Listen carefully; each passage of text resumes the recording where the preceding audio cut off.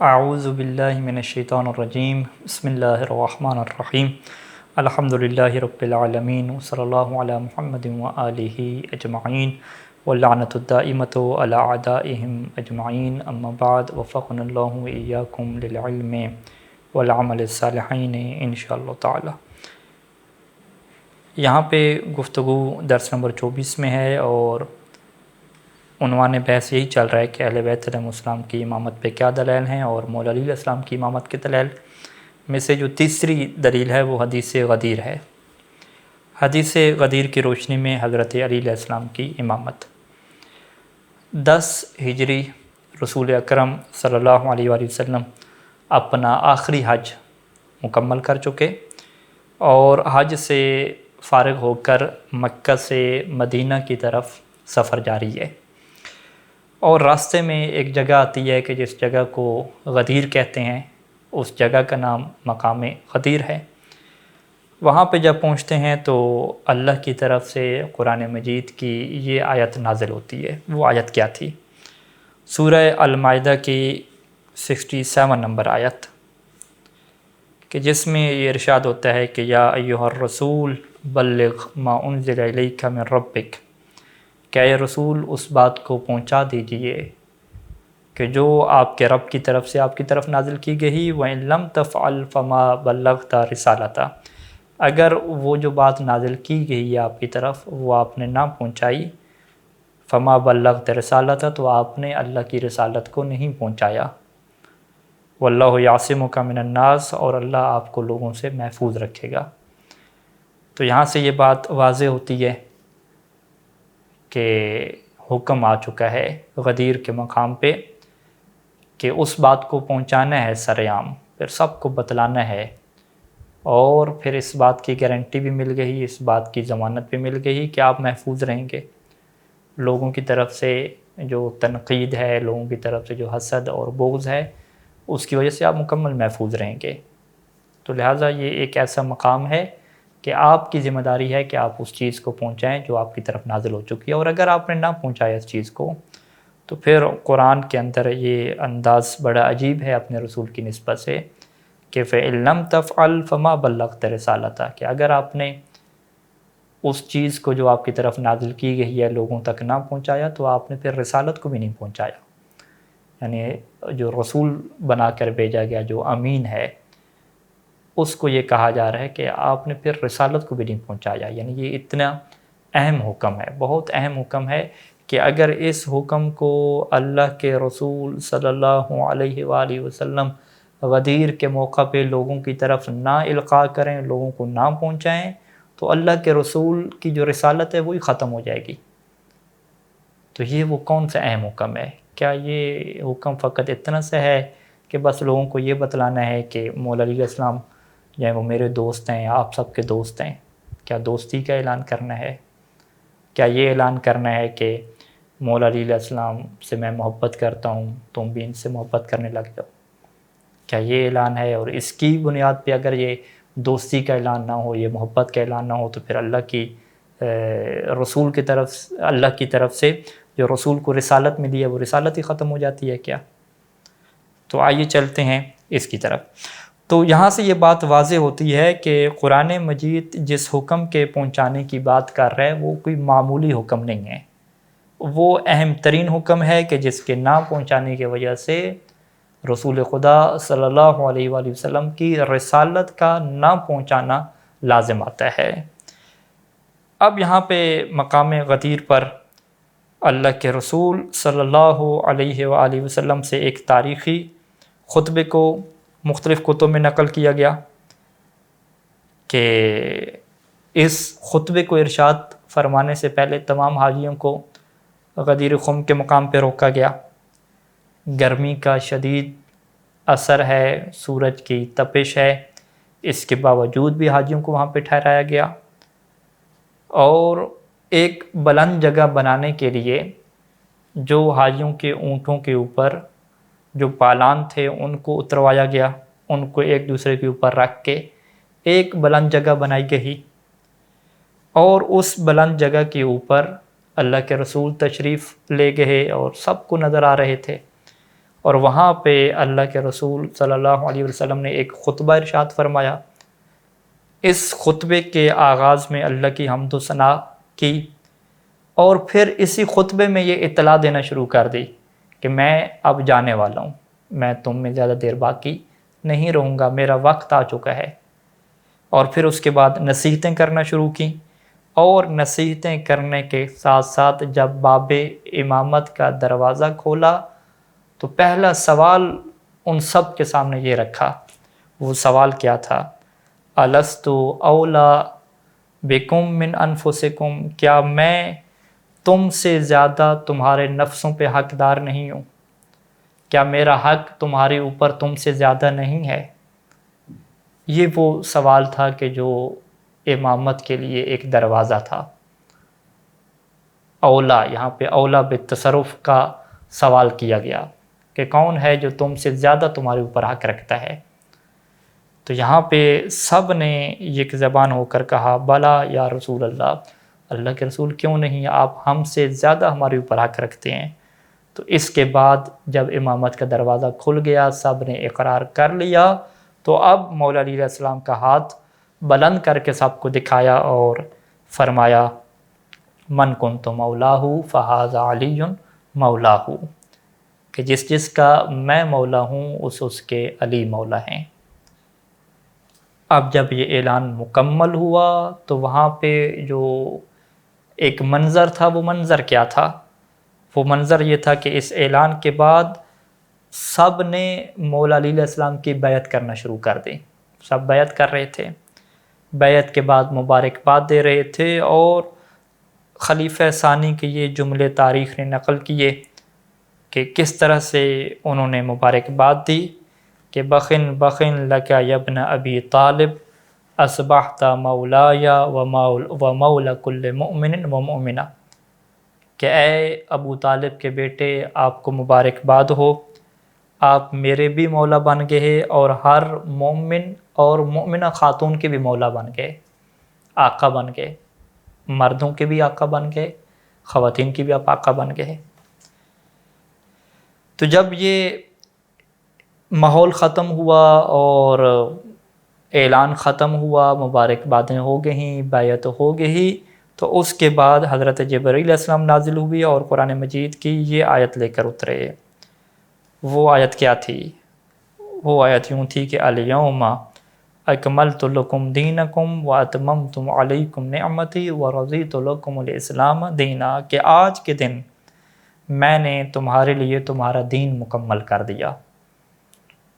یعنی سب کچھ دین میں آ چکا تھا، نازل ہو چکا تھا، لیکن جب مولا علی علیہ السلام کی امامت، ان کی ولایت کا اعلان ہوا، لوگوں نے مبارکباد دی، بیعت کا ایک سلسلہ قائم ہوا، تو اس کے بعد اعلان ہوا کہ آج کے دن میں نے تمہارے لیے تمہارا دین مکمل کر دیا، واتممت علیکم نعمتی، اور اپنی نعمت تمہارے اوپر مکمل کر دی، ورضیت لکم الاسلام دینا، اور اب میں نے اسلام کو دین کے طور پہ تمہارے لیے چن لیا اور اس کے اوپر راضی ہو گیا۔ یعنی اسلام کے اوپر اگر اللہ تعالیٰ راضی ہوا ہے تو وہ مولا علی علیہ السلام کی ولایت کے اعلان کے بعد، مولا علی علیہ السلام کی ولایت کے اعلان کے بعد یہ اسلام دین کے طور پہ اللہ کے لیے رضی اللہ عنہ کی منزل پہ چلا جاتا ہے، اور یہی اسلام اور یہی دین مکمل ہو جاتا ہے، اور پھر اللہ کی جو نعمتیں ہیں وہ ولایت علی پہ آ کے مکمل ہو جاتی ہیں، تمام ہو جاتی ہیں۔ اب یہاں پہ یہ سارے حدیث غدیر کا منظر آپ نے دیکھ لیا، تو سب سے پہلا جو نقطہ ہے کہ یہ کیا حدیث کوئی ضعیف روایت ہے یا کسی کتاب میں ہے اور کسی کتاب میں نہیں ہے؟ تو ایسی بات نہیں ہے، بلکہ حدیث غدیر کا تواتر ایک تاریخی حقیقت ہے۔ تواتر کیا مطلب؟ کہ شیعہ سنی کے ہاں سب نے اس کو نقل فرمایا، اس کے اوپر کسی کو شک ہی نہیں ہے، اتنی زیادہ حاجی تھے، سب کتابوں میں یہ بات نقل ہوئی، تو حدیث کا تو انکار کسی نے نہیں کیا۔ یعنی چند ایک مصادر اگر آپ دیکھیں، سنن ابن ماجہ، معجم کبیر طبرانی، مستدرک الصحیحین اور دیگر تاریخ کی کتب، حدیث کی کتب، ہر جگہ پہ یہ حدیث ملتی ہے، تو حدیث کا انکار تو کسی نے نہیں کیا۔ لیکن جو تحریف ہوئی، جو اس کو تبدیل کیا گیا، وہ اس کے معنی کو تبدیل کیا گیا۔ اور اس کے معنی کو کیسے تبدیل کیا گیا، اس کو ہم اعتراض کی شکل میں آپ کے سامنے رکھتے ہیں۔ تو اعتراض کیا ہے کہ کوئی کہہ سکتا ہے کہ اس میں لفظ مولا استعمال ہوا ہے، من کنت مولا فہذا علی مولا، اور مولا کے تو بہت سارے معنی ہیں۔ ایک مولا کا معنی دوست ہے، ایک مولا کا معنی چچا زاد ہے، ایک مولا کا معنی محبوب ہے، ایک کا معنی آقا ہے، ایک کا معنی غلام ہے، ایک کا مطلب حاکم اور اولیٰ بے تصرف ہونے کا ہے کہ جس کا اختیار سب سے زیادہ ہو۔ تو پھر آپ کیسے کہہ سکتے ہیں کہ یہاں پہ مولا کا مطلب جو ہے وہ حاکم کے ہے، اولیٰ بے تصرف کے معنی میں ہے، آقا کے ہے، خلیفہ کے ہے؟ یہ آپ کیسے کہہ سکتے ہیں؟ ہو سکتا ہے کہ یہ مولا کا معنی کیا ہو، محبوب کے معنی میں، دوست کے معنی میں، یعنی یہ دوستی کا اعلان تھا، محبت کا اعلان تھا۔ تو جواب کیا دیں گے؟ جواب کہ یہ بات درست ہے کہ مولا کے بہت سارے معنی ہیں، حتیٰ کہ بعض ڈکشنری کی کتابوں میں 27 تک معنی جو ہے وہ لفظ مولا کے موجود ہیں۔ لیکن عربی زبان کا یا کسی بھی زبان کا قانون کیا ہے کہ اگر کسی لفظ کے بہت زیادہ معنی ہوں تو اب وہ لفظ کون سے معنی میں استعمال ہوئے، یہ بات کیسے طے ہوگی؟ اس بات کو طے کرنے کے لیے آپ کو یہ دیکھنا پڑتا ہے کہ جب وہ بات کہی جا رہی تھی تو اس سے پہلے کون سی بات کی گئی، اس کے بعد کون سی بات کی گئی، یعنی پوری آپ بات کو دیکھتے ہیں۔ اسے کیا کہتے ہیں؟ سیاق و سباق، کہ پہلے والی گفتگو کو بھی دیکھیں، بعد والی گفتگو کو بھی دیکھیں، پھر اس جملے کو دیکھیں کہ جس کے اندر وہ والا لفظ استعمال ہوا ہے کہ جس کے ایک سے زیادہ معنی ہیں، اور اس کے علاوہ وہاں کے حالات کیا بنے ان کو آپ دیکھیں۔ تو یہ اب ساری چیزیں آپ دیکھتے ہیں، اسے آپ کیا کہتے ہیں؟ قرائن و شواہد و حالات، سیاق و سباق، ساری چیزوں کو جب آپ اکٹھا کر کے دیکھتے ہیں تو پھر بڑے واضح طریقے سے آپ کو پتہ چل جاتا ہے کہ یہ لفظ اپنے بہت سارے معنی میں سے کس معنی کے اندر استعمال ہوا ہے۔ اور ابھی حدیث غدیر کا جو پورا واقعہ ہے مختصر طور پہ آپ کے سامنے رکھا، اور اسی کے اندر سے آپ قرائن و شواہد، سیاق و سباق اکٹھا کرنا شروع کریں۔ ان قرائن و شواہد میں سے سب سے پہلے آپ دیکھیں کہ خطبے کی تمہید، یعنی یہ جو جملہ ہے من کنت مولاہ فہذا علی مولا، تو کیا یہ ایک ہی جملہ اللہ کے رسول صلی اللہ علیہ وآلہ وسلم نے ارشاد فرمایا تھا کہ پھر پتہ نہیں چل رہا کہ مولا کس معنی میں ہے؟ نہیں، آپ کہیں گے پورا خطبہ ہے، اس سے پہلے بھی جملے ہیں، اس کے بعد بھی جملے ہیں، تو پورے خطبے کو دیکھیں کہ خطبے کے اندر کیا کیا جملے بولے گئے ہیں۔ کیا اسی خطبے کے اندر اللہ کے رسول صلی اللہ علیہ وآلہ وسلم نے یہ اعلان نہیں فرمایا تھا کہ میں عن قریب تمہارے درمیان سے چلا جاؤں گا؟ یعنی من کنت مولاہ فہذا علی مولاہ، اعلان ولایت سے پہلے یہ اعلان فرمایا کہ میں عن قریب تمہارے درمیان سے چلا جاؤں گا۔ کیا یہ اس کے اندر جملے ہیں یا جملے نہیں ہیں؟ اس کے بعد جب اعلان فرمایا جا تو سوال و جواب ہے، لوگوں سے پوچھا ہے، اقرار لیا ہے۔ وہ اقرار کیا لیا تھا؟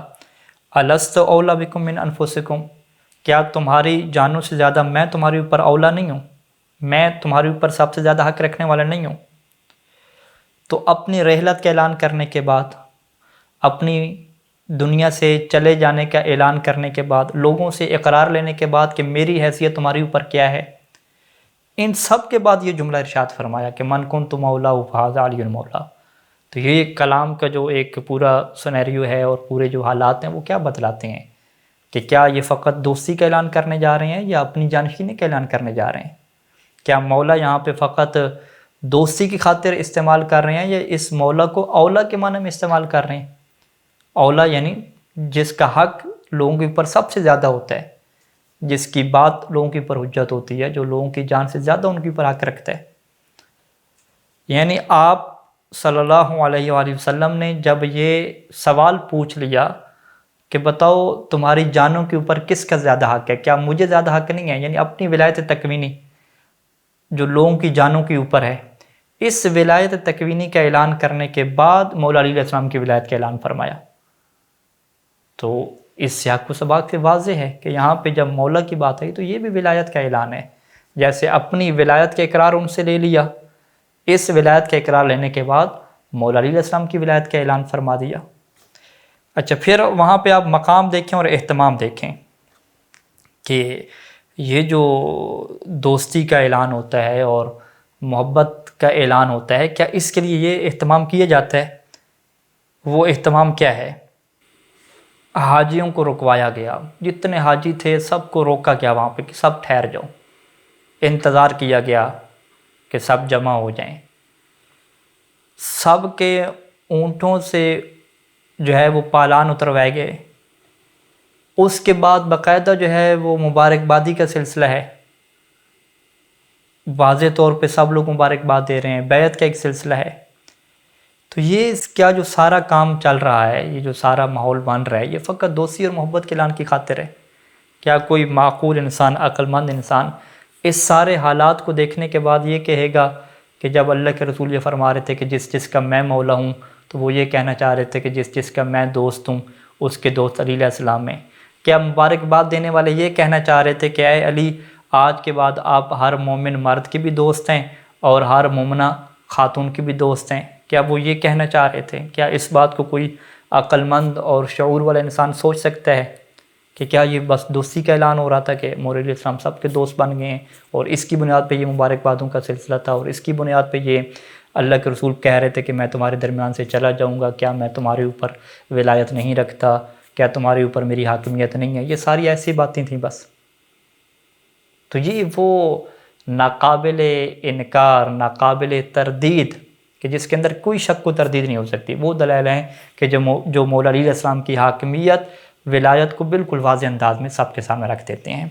تو یہاں تک کہ یہ وہ 3 دلائل ہیں کہ جو بالکل قطعی ہیں، بالکل واضح ہیں، کہ کوئی بھی انسان اس کے اوپر تھوڑا سا بھی غور و فکر کرے، اسے زیادہ پڑھنے کی، زیادہ تحقیق کی ضرورت بھی نہیں ہے، تو اس کے لیے عقلی طور پہ یہ چیز واضح ہو جاتی ہے کہ مولا علی علیہ السلام کو اللہ کے رسول صلی اللہ علیہ وآلہ وسلم نے اپنا خلیفہ بنایا ہے۔